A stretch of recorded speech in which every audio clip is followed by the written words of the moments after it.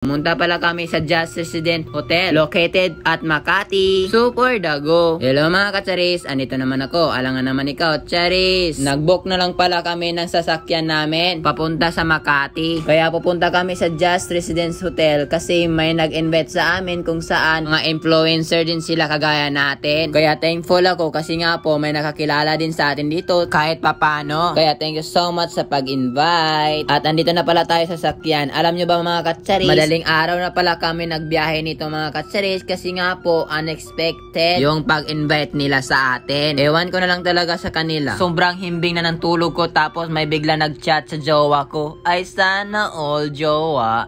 Biglaan din kasi yung pag-invite nila kaya biglaan din yung gala natin dito. So dumating na pala kami sa destination natin kung saan sa hotel. O diba? Andito pa pala kami sa labas kasi nga po hinihintay namin yung nag-invite sa amin papunta dito. Andito na pala yung nag-invite sa amin papunta dito. So kinausap niya pala yung guard dito para makapasok kami. Need kasi mag-iwan ng ID dito mga kacharis. Kung wala kang ID hindi ka makakapasok. Siya nga pala natagalan kami pumasok kasi nga po yung kasama namin walang siyang dalang ID. Kaya ayun, binalikan niya sa bahay nila. Sana all talaga binabalikan. Huy, sana all. When kaya?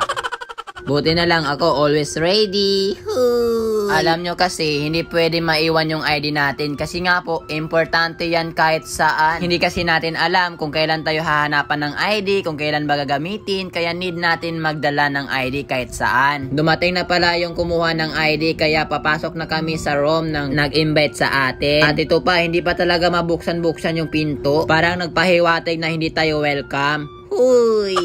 Ewan ko na lang talaga. At sa wakas, nabuksan din yung pinto. Pinaghihintay pa naman kami sa labas. Pero at least, nakapasok na tayo. Alam nyo ba dito mga kacharis, pagpasok mo pa lang sa room nila, sobrang lamig na. Tapos ang maganda dito mga kacharis, sobrang ganda pa ng terrace kasi ito yung bubungad sa'yo. Ang sarap tignan yung mga gusali, yung mga ilaw sa labas. Kung may problema ka talaga dito mga kacharis, mababawasan talaga yung iniisip mong problema. Sa sobrang ganda dito. Almost mag-uumaga na, kaya need natin matulog dito. O diba, super comfortable talaga higaan dito. Mas lalong sasarap kung ikaw yung kasama ko dito matutulog. Sana nga may tatabi sa atin mamaya. Uy!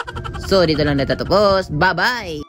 Nagising na pala ako at ito yung bumungad sa akin. Sobrang sarap pagmasdan. Hello mga kacharis, andito naman ako. Alangan naman ikaw, charis. Pangalawang araw pala natin dito sa hotel. So ito na nga, need natin bumangon ay stretching. Basta kaway-kaway lang. Huy.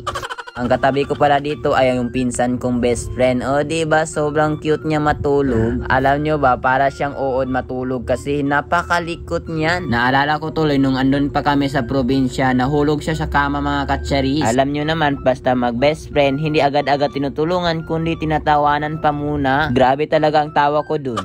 At ito na nga mga kacharis, andito kami sa terrace. Sobrang ganda ng umaga dito mga kacharis kasi nga po kita-kita nyo talaga yung mga gusali. At syempre nagulat ako dito mga kacharis kasi nga po yung tapat ng terrace namin ay sementeryo. Sino nga naman hindi magugulat dun? Matatakutin pa naman ako sa mga ghost. Uy, sana all. Pero sanay na ako sa mga ghoster. Ay, sanay. Lagi lang naman tayo iniiwan eh. Kaya sanay na tayo sa mga ghost. Uy, wag ka maging bitter. Pero ang sarap talaga magmuni-muni dito kasi nga po, ang sarap ng hangin. Alam nyo ba, nasa 26th floor po yung room namin. Kaya ang sarap ng hangin dito. Basta sobrang ganda talaga dito sa Makati. Tapos sabi nila, maliligo daw kami sa swimming pool. Kaya abangan. Baka maliligo ako doon na naka-break. Huy. Siguro no, pag naliligo ako doon nakahubad, pagtatawanan tayo doon kasi nga po sobrang payat natin. Kaya pass muna sa pagbe-brief. Hindi naman talaga ako nagsusuot niyan eh. Huy. Pag nagsusuot kasi ako noon, nahihirapan talaga ang alaga ko. Wow naman yun. Andito pala kami sa 7-Eleven para bumili ng pancit canton, mga coffee, gatas, para makain natin doon sa hotel. May kalayuan din pala yung hotel sa 7-Eleven, kaya dinamihan ko na pala yung pancit canton. At syempre, hindi mawawala yung gatas, kasi nga po, yan po ang iniinom ko. So, andito na pala tayo sa loob ng hotel, kaya need natin lutuin yung pancit canton with my baby. Ay, sana all my baby. Kaya nagtanong kami sa kasama namin kung kakain ba sila ng pancit canton. Dapat naman kasi natin tanungin kung kakain ba sila or hindi para hindi tayo maiilang kumain. Nakakahiya din kaya pag kumakain ka tapos hindi mo inaaya yung mga kaibigan mo, yung kasama mo sa bahay, di ba? Para naman wala silang masabi na madamot tayo. Kahit hindi man sila kumain, at least inaya natin. Ganyan talaga kabuting tao si Jam. Huy! Dito ako nagtaka mga katsiris kasi nagpakulo kami ng tubig kaso hindi siya uminit. Yun pala, baliktad pala yung pag-open ko ng kalan. At syempre, while waiting po sa pagpakulo ng tubig, nanood pala kami ng Encantadia. Hindi talaga ako magsasawang manood ng Encantadia mga katsiris. Ikaw ba? Sawang-sawa ka na ba sa ugali niya? Huy! Walang ganun. O diba, tawang-tawa pa yung isa kasi nga po hindi talaga kumulo yung pinakulo naming tubig. Parang may diferensya talaga yung kalan. Or hindi lang talaga kami marunong mag-open. Uy, charis lang. Pagkatapos pala namin kumain ng pancit canton, bumaba kami sa 6th floor kasi nga po nasa 6th floor po yung swimming pool. O diba, akala ko talaga nasa ground, nasa 6th floor pala nakalagay yung swimming pool. Sobrang ganda talaga dito pag gabi. At syempre, dodoble yung ganda dito pag umaga. Kaso nga po, hindi kami nakababa ng umaga kasi gabi na kami nagising. Ewan ko na lang talaga, sobrang himbing ko talaga matulog dito. Pero okay lang yun mga katsiris, at least nakalabas tayo sa gabi. Huy! Pero this time, hindi po ako naligo. Tinatamad ako maligo eh. Anong pake nyo naman? Huy! So, dito lang nagtatapos. Bye-bye! Bumaba pala kami at kumain kami sa restaurant. Kasi nga po, nagugutom tayo. Hello mga kacharis, andito naman ako. Alangan naman ikaw, Charis. Ngayong araw pala, ang last day natin dito sa hotel. At syempre, need natin bumaba kasi nga po, nagugutom tayo. Alangan naman, ikaw yung kakainin ko para mabusog ako. Huy, walang ganon. Pero kung magpapakain ka, why not, diba? Sino namang taong iiwas sa ganyan? Huy!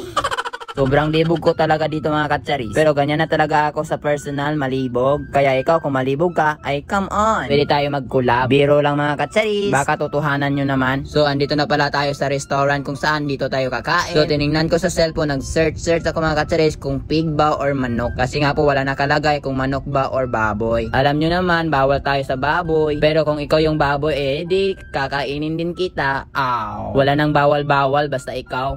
By the way mga katsaris, sobrang ganda ng ambience dito kasi napakalamig, syempre with aircon. At syempre, dollar din yung babayaran natin dito. Kahit mahal na mahal pa yan mga katsaris, basta masarap yung pagkain, okay na okay yun sa akin. Ang mahalaga doon, mabubusog tayo sa kinakain natin. At syempre, nagpapasalamat ako sa Panginoon kasi po binibigyan pa din tayo ng blessing. Malaki man or maliit, super thankful ko din sa Panginoon kasi kahit papano may dumadating sa atin. At syempre, sa mga solid supporter ko dyan, sa mga bashers, super thankful ko din sa inyo kasi kahit papano nanood pa din kayo ng vlog ko. Sana po tumigil na po kayo sa pagbabash sa akin kasi nga po past is past na po yun. Wala na po tayong magagawa kasi nga po yun na po ang nangyayari. Kahit anong gawin po natin wala na po magbabago. Nangyari na po yung dapat nangyari. Kaya ang masasabi ko lang sa inyo mga katsaris, stop na po sa pagbabash kasi nga po mabait po ako. Hindi nyo lang alam kasi ang nakikita nyo lang yung mali. Pero yung nakakilala sa akin alam nila kung gaano ako kabait. Ang masasabi ko lang sa inyo, mag-move on na kayo at tumigil na sa pagbabash sa akin. Kaya dapat happy lang at sana tuloy-tuloy din yung pagsusupport nyo sa akin like noon. Gagawin ko po ang lahat, mapasaya lang kayo. Pero this times, pasensya talaga kung may galit kayo sa akin or ano man yan. Ang dami ko naman nasabi. By the way mga katsaris, tapos na pala kami kumain at binayaran ko na din yung pagkain namin. Sobrang sarap talaga ng pagkain nila dito mga katsaris. So dito na natatapos. Bye-bye!